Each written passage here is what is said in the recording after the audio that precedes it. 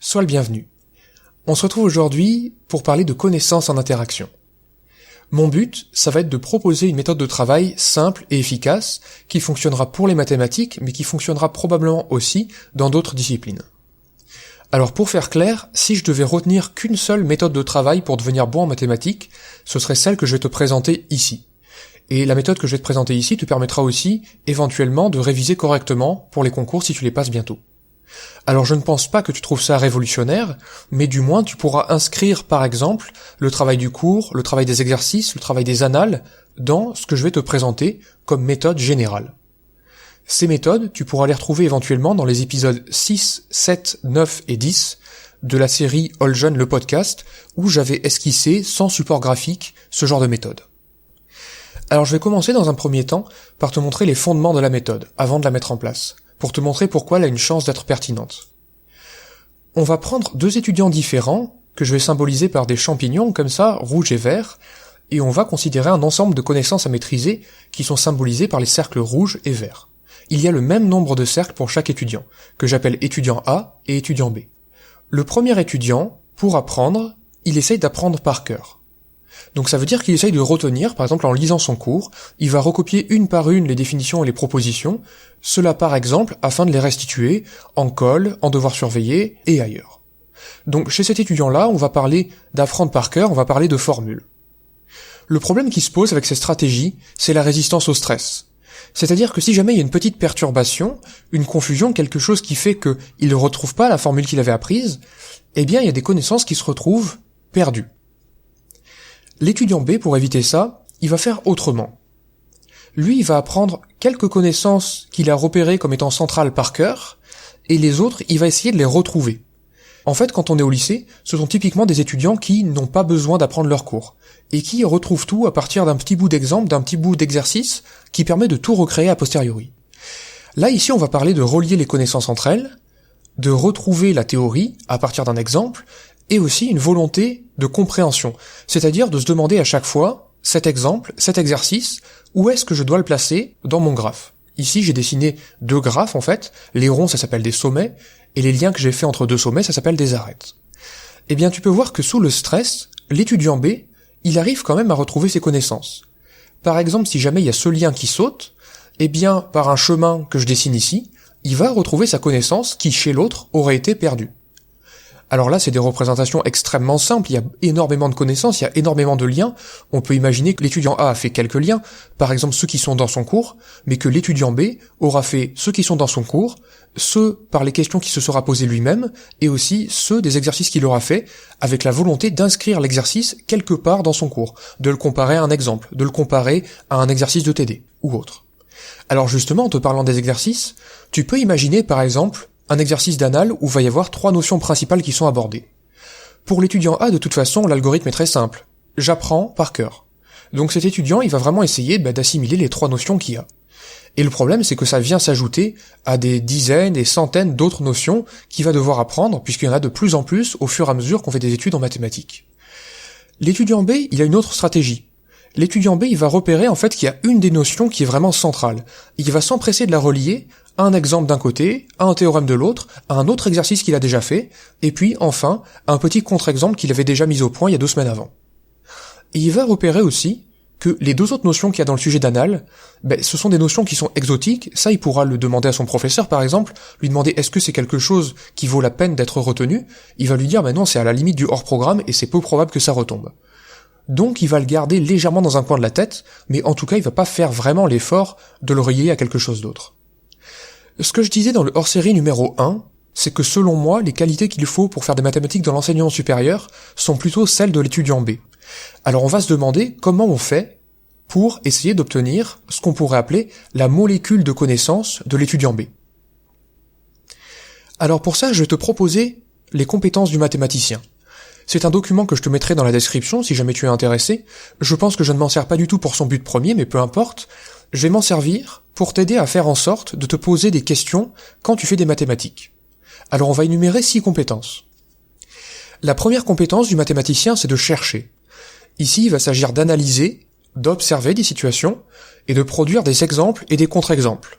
C'est la phase qui précède la résolution d'un exercice, par exemple. Alors tu peux entendre, par exemple, est-ce que toute suite réelle est soit arithmétique, soit géométrique? Si t'es en première, c'est pas évident qu'il existe d'autres suites qui ne sont ni arithmétiques ni géométriques.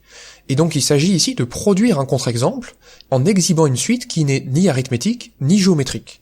Ça, c'est des premiers petits exercices qu'un bon étudiant en mathématiques ne va pas attendre pour résoudre. La deuxième compétence, c'est modéliser. Ici, il va s'agir de passer du français en mathématiques. Par exemple, de modéliser une situation, un problème en français qu'on pouvait trouver dans des manuels de primaire il y a 50 ans, et essayer de voir qu'en fait ça correspondait, par exemple, à résoudre un système. Mais la modélisation ne s'arrête pas là, parce que par exemple, on peut passer du français et des mathématiques à l'informatique. Si jamais il y a des calculs qui deviennent trop compliqués, on peut préférer les faire sur un ordinateur.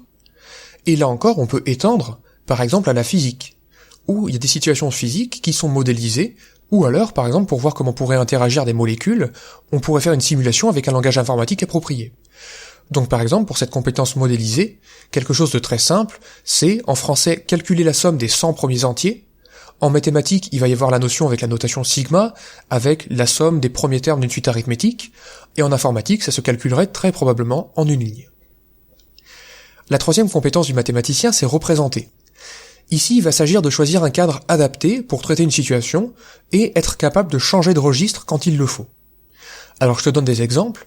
Par exemple, dans les mathématiques du supérieur, tu verras que tu peux raisonner soit à partir des endomorphismes, soit à partir d'une matrice qui représente l'endomorphisme. Et selon les situations, il est meilleur de se placer soit dans un cadre, soit dans l'autre. Si tu es juste au lycée, tu verras sûrement la notion de polynôme, et tu t'apercevras plus tard que les polynômes, tu peux les interpréter avec de la théorie de l'arithmétique, me parler de division euclidienne, de divisibilité. Tu peux parler d'analyse, en considérant des fonctions polynomiales, dans ce cas-là tu vas me parler de dérivabilité, tu vas me parler de choses dans ce genre-là. Et enfin, tu peux les considérer par exemple dans l'algèbre, parler de polynômes d'endomorphisme et parler de polynômes en des matrices. Et quand tu as un problème à résoudre avec des polynômes, tu peux vouloir choisir dans quelle discipline tu vas devoir te placer. Et enfin, des outils qui interviennent un peu plus tard encore, c'est la notion de transformer de Laplace, par exemple de transformer de Fourier, qui permettent de traiter certaines opérations en les transformant autrement. Et ça, c'est très agréable quand on veut résoudre, par exemple, des équations différentielles. La quatrième compétence du mathématicien, c'est calculer. Ça veut dire savoir organiser un calcul complexe, savoir produire des algorithmes si jamais ce calcul n'est pas faisable à la main, et aussi contrôler les résultats de ces calculs. Donc par exemple, si je te propose ce calcul-là, si tu es au lycée, c'est pas forcément quelque chose que tu fais tous les jours, tu peux te demander quelle est l'opération la plus judicieuse à faire ici. Et si tu veux contrôler ton résultat, l'idée c'est de choisir une valeur particulière de A, en général ça fonctionne très bien. Alors on va pas prendre A égale 0 ou A égale 1 parce que ça créerait des dénominateurs nuls, mais par exemple normalement A égale 2 ça devrait convenir pour vérifier le calcul. La cinquième compétence, c'est raisonner. Ici il va s'agir de savoir réaliser un raisonnement logique et de démontrer correctement. C'est-à-dire que tu peux te demander, à chaque compétence que tu connais, est-ce que tu sais mettre en œuvre les raisonnements logiques appropriés? Par exemple, en général, pour démontrer que tu as une somme directe entre deux sous-espaces vectoriels d'un espace vectoriel donné, tu peux avoir envie de raisonner par analyse-synthèse. L'idée c'est de te demander, est-ce que tu es à l'aise avec ce genre de raisonnement ou pas? Et enfin, la dernière compétence, la sixième, c'est communiquer, c'est-à-dire savoir argumenter correctement, et aussi tendre vers la rédaction optimale, où là je te réfère à un épisode où je te parle un peu en classe préparatoire de cette notion de rédaction optimale. Donc ça, comme je disais, pour moi c'est apprendre à se poser des questions. Alors maintenant que je vais effacer la représentation des connaissances à gauche, on va garder pour l'instant les compétences du mathématicien, et je te présente justement la méthode qui va permettre de répondre à la question que je viens d'effacer, comment on obtient le résultat de l'étude en B. Alors je sais que la modélisation que je t'ai présentée n'était pas parfaite, mais il me semble quand même que c'est quelque chose qu'on peut vouloir viser. Alors si tu veux rajouter des sommets, si tu veux rajouter des petits ronds, c'est pas très compliqué parce qu'en fait c'est la chose la plus facile à faire. Il suffit d'ouvrir un cahier, d'ouvrir des annales, et tu verras plein de notions que tu ne connais pas. Mais la question la plus délicate, c'est comment je fais pour relier mes connaissances entre elles. Et c'est pour ça ici que je te parle de connaissances en interaction.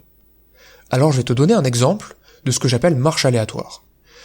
Alors on va partir d'une notion très simple, on va partir des suites arithmétiques. Quand tu cherches à réviser les suites arithmétiques, on va utiliser les compétences du mathématicien, tu peux te demander si tu as des exemples simples de suites arithmétiques. Alors ici je t'en produis un, la suite 0, 1, 2, 3, 4, 5, etc. c'est une suite arithmétique de raison 1. Maintenant on va laisser nos idées divaguer à partir de là. Donc moi, quand je pense à la suite arithmétique de raison 1, je pense par exemple à la somme de ces premiers termes. Donc la question que je me pose, c'est est-ce que je sais calculer cette somme proprement? Donc ici, pour un élève de première, ça serait probablement organiser un calcul. Alors c'est déjà quelque chose qu'on peut se demander. Je vais pas utiliser les compétences du mathématicien systématiquement toutes. Je vais juste m'en servir pour me poser des questions, surtout si je sens que je ne suis pas à l'aise sur la notion en question. Alors cette somme, ça me fait penser à plusieurs choses. Ça me fait penser, dans ce cas-là, puisqu'on calcule la somme des n premiers entiers naturels non nuls, ça me fait penser à la somme des carrés, par exemple, et la somme des cubes, sur lequel j'ai fait une émission, dans Épopée mathématique numéro 6. Ça me fait penser aussi aux suites géométriques. Ça me fait aussi penser, du coup, à une émission récente que j'ai faite sur la somme de parties entières de racines carrées. C'était la potion numéro 4. Et là, je peux m'arrêter un petit coup. Alors je peux me redemander encore, est-ce que je sais refaire ces exercices-là? Et par exemple, autre chose. Alors on va ici prendre informatique, par exemple. Est-ce que je sais calculer la somme 1 au cube plus 2 au cube jusqu'à 10 au cube? Bien, dans mon langage, Scilab que j'enseigne en ECS, ça me prendrait une ligne, et ça serait cette ligne de calcul-là. Tu peux te demander à chaque fois, est-ce que je saurais le mettre en mode informatique? Alors je reprends, puisque je ne peux m'empêcher ici, sur des notions que je maîtrise bien, d'aller d'idée en idée. Donc de suite géométrique, ça me fait penser aux suites récurrentes linéaires d'ordre 2, puisque les suites géométriques sont des éléments essentiels dans la démonstration du résultat principal qu'on connaît sur les suites récurrentes linéaires d'ordre 2. Ça, c'était Épopée mathématique numéro 3. Ensuite, à partir de la somme, eh bien, je peux me demander, par exemple, est-ce que la somme du carré, c'est pas le carré de la somme? Alors en fait, c'est faux, mais j'aime beaucoup ce genre de problème d'interversion que j'ai déjà traité, par exemple, en me demandant si l'exponentielle de la somme, c'était la somme des exponentielles. Et ça serait en toute impunité numéro 2.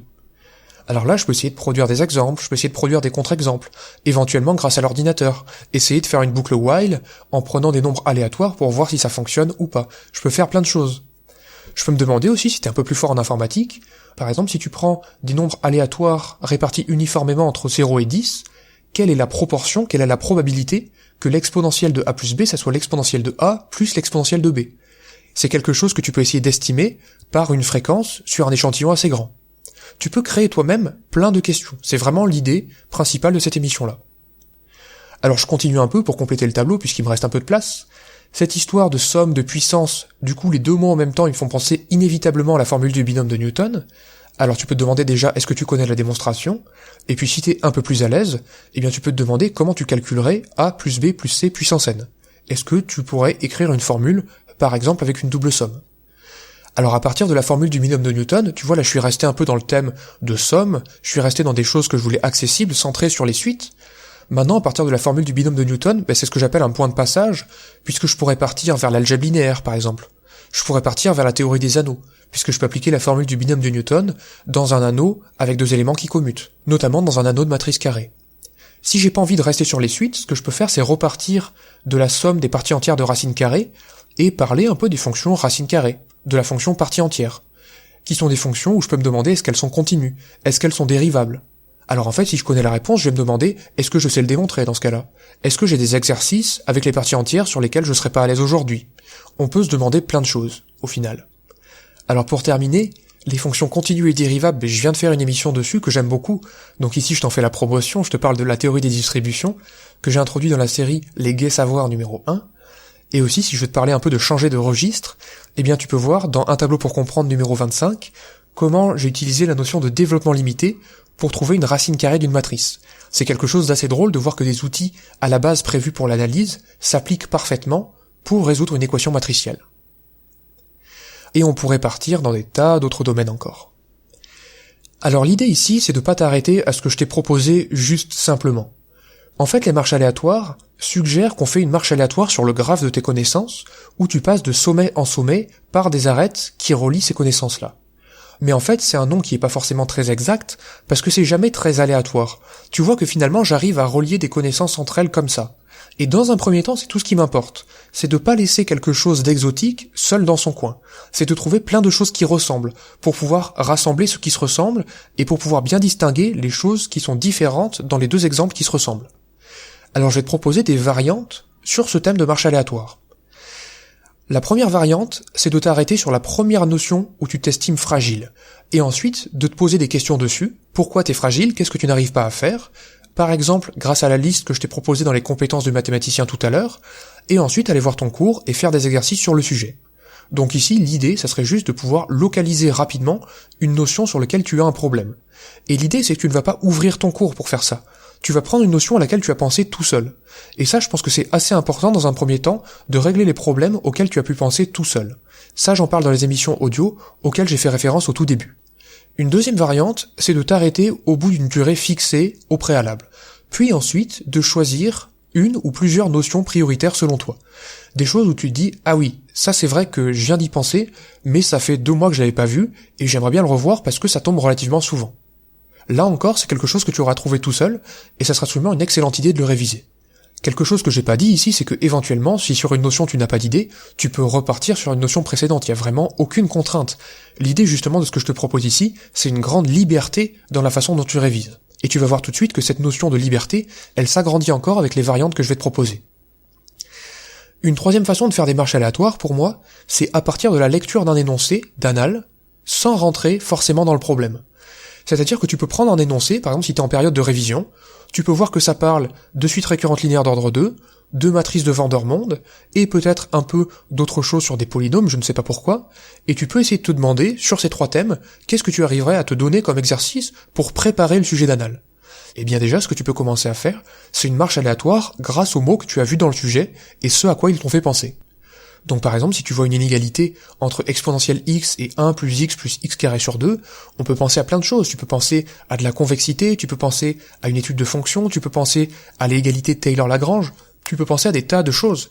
Et ça, c'est important d'essayer de les relier, puisque notre objectif, ici, c'est de relier les connaissances entre elles. Une quatrième façon de faire, c'est une marche aléatoire circonscrite sur un thème fixé au préalable. Donc moi, je sais que j'ai tendance à m'évader évidemment vers les thèmes qui me font plaisir, et je peux me dire, non, tu restes dans les probabilités. Pour l'instant, il n'y en a pas encore beaucoup sur ma chaîne, je ne fais que le promettre, mais je suis certain que ça va arriver au bout d'un moment. Et enfin, une 5e variante que je te propose, qui est assez drôle, mais je pense que c'est assez utile si tu veux réviser un peu de manière différente, c'est de faire une course entre 2 notions éloignées. En binôme, par exemple, ça peut être très drôle. Donc je te donne d'un côté formule de binôme de Newton, et de l'autre côté, division euclidienne. Et le but, c'est de relier les connaissances entre elles par une suite de notions. Donc après, libre à toi de choisir la qualité du lien qui va relier les connaissances dans ta course. Mais ça peut être justement l'occasion de traverser les probabilités, l'algèbre, l'analyse, et te rendre compte que tous ces mondes-là sont reliés entre eux. Et donc ça, c'était la 5e variante, mais tu peux rajouter toutes celles de ta conception après. Et c'est quelque chose que j'ai expérimenté, qui a été extrêmement efficace et extrêmement plaisant à mettre en place. Ce que j'ai pas fait ici, c'est par exemple d'injecter de la physique si t'en fais, d'injecter des sciences de l'ingénieur, d'injecter d'autres disciplines à l'intérieur de cette molécule de connaissances. C'est quelque chose d'assez étonnant et quelque chose qui va vraiment faire en sorte, à mon sens, de pouvoir relier les connaissances entre elles. Alors maintenant, une dernière chose pour terminer, c'est que quand on commence à faire cet exercice, c'est normal de penser à pas forcément grand-chose. C'est le manque d'exercice. La plupart du temps, dans l'enseignement au collège et au lycée, on te dit « démontre ça »,« calcule ça ». Fais ci, fais ça. Ça ne te laisse pas vraiment la place pour te poser des questions. Mais encore une fois, libre à toi de prendre cette place et te dire « j'ai vraiment envie de pouvoir m'interroger et de pouvoir circuler en connaissance comme je viens de te le montrer ». Et donc n'hésite pas au début à t'exercer régulièrement et ça deviendra de plus en plus facile. Moi j'aimerais beaucoup pouvoir faire ça sans jamais m'arrêter et sans jamais trouver une notion fragile. Mais je t'avoue que même à mon niveau, c'est très facile de mettre en difficulté. Au bout de 15-20 connaissances, il y a forcément quelque chose, si je passe chacune des notions au crible des compétences du mathématicien, je vais forcément trouver quelque chose sur lequel je suis pas aussi solide que je voudrais l'être. J'espère que cette émission t'a plu. Je me tiens à ta disposition si jamais tu veux des précisions sur ce genre de méthode-là. Je te souhaite une excellente journée, et je te dis à la prochaine.